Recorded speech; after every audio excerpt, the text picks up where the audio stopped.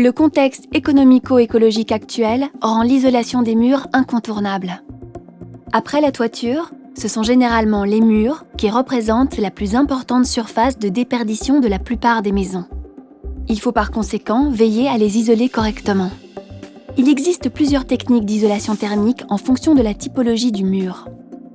L'isolation par l'intérieur, l'isolation par l'extérieur et l'isolation par injection ou insufflation dans la coulisse. La post-isolation doit être vue comme une première étape dans l'amélioration de la qualité thermique des murs creux existants. En Belgique, le principe du mur creux non isolé a été appliqué à grande échelle après la Seconde Guerre mondiale. La technique de post-isolation consiste à insérer, par injection ou insufflation, un matériau isolant dans la coulisse. Ces injections sont faites par des orifices préalablement forés, soit dans la maçonnerie de parement, soit dans la paroi intérieure du mur. Cette solution pratique offre l'avantage d'améliorer les performances thermiques des constructions existantes, tout en limitant les nuisances pour les occupants. Les finitions intérieures et extérieures sont conservées, pas de gros travaux nécessaires et les coûts sont diminués. Avant de procéder à la post-isolation, il y a lieu de s'assurer que la technique puisse être appliquée. Plusieurs conditions sont nécessaires.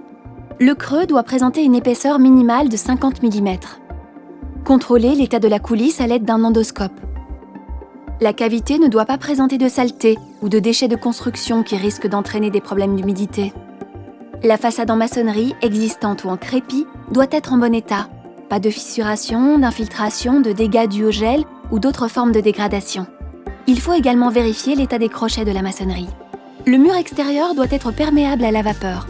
Si les briques émaillées et les peintures non perméables à la vapeur empêchent l'humidité de s'échapper vers l'extérieur, vous ne pouvez pas post-isoler le mur.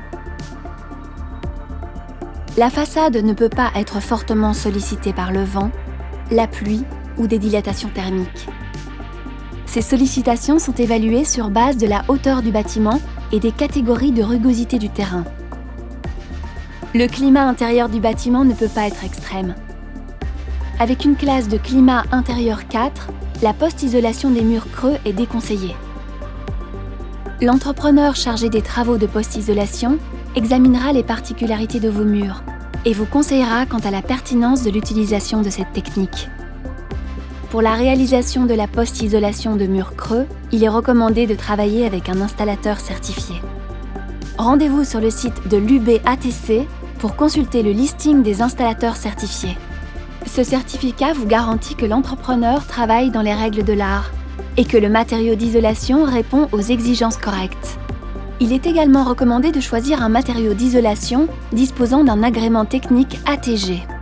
La méthodologie et les recommandations sont reprises dans la note d'information technique NIT 246 que vous trouverez sur le site du CSTC et dans les spécifications techniques unifiées STS 711 disponibles sur le site du SPF Économie. Il existe également des primes pour cette technique d'isolation. Renseignez-vous auprès des régions.